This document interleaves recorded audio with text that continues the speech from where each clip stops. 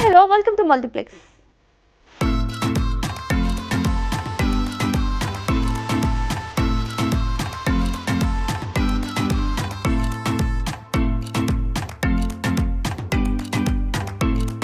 ఇమ్రాన్ హష్మి నటించిన Awara పంటూ box office వద్ద దూసుకెళ్తుంది.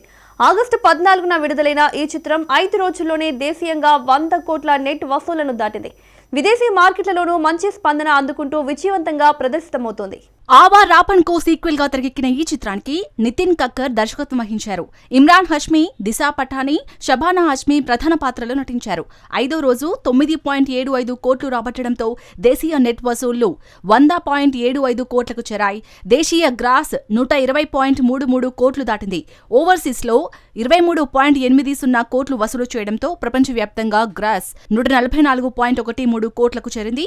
త్వరలో విడుదల కానున్న టాక్సిక్ ప్రభావం ఎలా ఉంటుందో చూడాలి. కోలీవుడ్ నటుడు, దర్శకుడు ధనుష్ ప్రత్యేక సోషల్ మీడియా వింగ్ ఏర్పాటు చేయనున్నారనే ప్రచారం ప్రస్తుతం ఆసక్తి రేపుతోంది.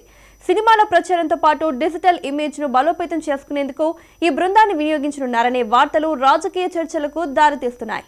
ధనుష్ తన డిజిటల్ వ్యూహాన్ని మరింత పటిష్టం చేసుకునేందుకు దాదాపు ₹1 కోటి వెచ్చించినట్లు కోలీవుడ్ వర్గాల్లో ప్రచారం జరుగుతుంది. సినిమాల ప్రమోషన్లు, ఆన్లైన్ ట్రోలింగ్ ను ఎదుర్కోవడం, బ్రాండ్ ఇమేజ్ ను పెంచడం ఈ బృందం ప్రధాన లక్ష్యాలుగా తెలుస్తోంది. తమిళనాడులో సినీ తారల రాజకీయ ప్రవేశం నేపథ్యంలో ధనుష్ చర్యపై ఆసక్తి పెరిగింది. అయితే ఆయన ప్రత్యక్ష రాజకీయాల్లోకి వస్తారా లేక సినీ ప్రయోజనాలకే ఈ వ్యవస్థను ఉపయోగిస్తారా అనేది స్పష్టత రావాల్సి ఉంది. మలయాళ సూపర్ స్టార్ మోహన్ లాల్ తన తదుపరి చిత్రాలపై ఆసక్తికరమైన ప్రకటన చేశారు. ఏకంగా 7 ప్రముఖ దర్శకులతో సినిమాలు చేయనున్నట్లు వెల్లడించారు. విభిన్న కథలు, విభిన్న శైలుల దర్శకులతో కలిసి పనిచేయనున్న ఈ భారీ లైనప్ ఇప్పుడు సినీ వర్గాల్లో చర్చనీయాంశంగా మారింది. మోహన్ లాల్ ప్రకటించిన ప్రాజెక్టుల్లో విష్ణు మోహన్, అనూప్ సత్యన్, ప్రియదర్శన్, దిలీష్ పోతన్, సత్యన్ అంతికాడ్, జూడ్ యాంథనీ జోసెఫ్, జీతూ జోసెఫ్ దర్శకులుగా ఉన్నారు. యువ దర్శకులతో పాటు అనుభవజ్ఞులైన ఫిల్మ్ మేకర్స్ కూడా ఈ జాబితాలో ఉండటం ప్రత్యేకతగా మారింది. ముఖ్యంగా దిలీష్ పోతన్, జూడ్ యాంథనీ జోసెఫ్, జీతూ జోసెఫ్లతో మోహన్ లాల్ కాంబినేషన్లపై అంచనాలు పెరిగాయి. కథలు, షూటింగ్ వివరాలు, నటీనటులు, విడుదల తేదీలపై మరిన్ని వివరాలు రావాల్సి ఉంది. పాన్ ఇండియా స్టార్ ప్రభాస్, దర్శకుడు హను రాఘవపూడి కాంబినేషన్ లో తెరకెక్కుతున్న ఫౌజీపై భారీ అంచనాలు ఉన్నాయి. ఈ సినిమా షూటింగ్ సమయంలో ఇద్దరి మధ్య క్రియేటివ్ బాండింగ్ బలపడిందనే ప్రచారం ఇప్పుడు కొత్త చర్చకు తెరలేపింది. ఫౌజీ తర్వాత కూడా వీరిద్దరూ కలిసి పనిచేయనున్నారనే వార్తలు వినిపిస్తున్నాయి. హను రాఘవపూడి వర్కింగ్ స్టైల్ ప్రభాస్ ను ఆకట్టుకున్నట్లు సినీ వర్గాల్లో ప్రచారం జరుగుతుంది. ఫౌజీ చిత్రీకరణ విధానంపై ప్రభాస్ సంతృప్తిగా ఉన్నారని సమాచారం.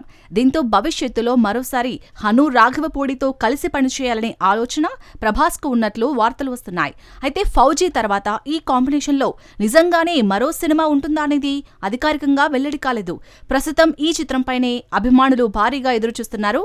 అధికారిక ప్రకటన వస్తే ఈ కాంబినేషన్ పై మరింత ఆసక్తి పెరగనుంది. శ్రీలీల సినీ కెరియర్ ప్రస్తుతం ఆశించిన స్థాయిలో సాగడం లేదనే చర్చ మొదలైంది. తెలుగు సినిమాల్లో అవకాశాలు తగ్గిన నేపథ్యంలో తమిళ, హిందీ చిత్రాలపై ఆమె ఆశలు పెట్టుకున్నారు. అయితే కొత్త ప్రాజెక్టుల పరిస్థితి కూడా అనుకున్నంతగా లేకపోవడంతో ఆమె కెరియర్పై సందేహాలు వ్యక్తమవుతున్నాయి. 2 ఏళ్ల క్రితం ఉస్తాద్ భగత్ సింగ్ కు శ్రీలీల గ్రీన్ సిగ్నల్ ఇచ్చారు. ఆ సినిమా ఫలితం ఆశించిన స్థాయిలో లేకపోవడంతో తెలుగు అవకాశాలు తగ్గినట్లు ప్రచారం జరిగింది. తమిళంలో శివ కార్తికేయన్తో పరాశక్తిలో నటించారు. ధనుష్ తో ఓం చాప్టర్ 1లోనూ అవకాశం దక్కించుకున్నారు. హిందీలో అనురాగ్ బసు దర్శకత్వంలో కార్తిక్ ఆర్యన్తో నటించిన చిత్రం 3 ఏళ్లుగా పూర్తి కాలేదు. రీషూట్ల కారణంగా మరింత ఆలస్యం అవుతున్నట్లు సమాచారం. ఈ సినిమాల ఫలితాలపైనే శ్రీలీల తదుపరి అవకాశాలు ఆధారపడి ఉన్నాయని చర్చ సాగుతోంది. యష్ కథానాయకుడిగా నటించిన టాక్సిక్ చిత్రంపై భారీ అంచనాలు నెలకొన్నాయి. ఈ సినిమాకు ఆంధ్రప్రదేశ్లో టికెట్ ధరల పెంపునకు అనుమతి లభించవచ్చనే ప్రచారం ఆసక్తి రేపుతోంది. తెలుగు చిత్ర పరిశ్రమతో నేరుగా సంబంధం లేని చిత్రానికి ధరల పెంపు ఎందుకనే ప్రశ్నలు ఇప్పుడు చర్చనీయాంశంగా మారాయి. ఈ అంశంపై అభిమానుల్లోనూ ప్రేక్షకుల్లోనూ ఉత్కంఠ కొనసాగుతోంది. తాజాగా ఈ వ్యవహారం మరింత ఆసక్తి రేపుతోంది.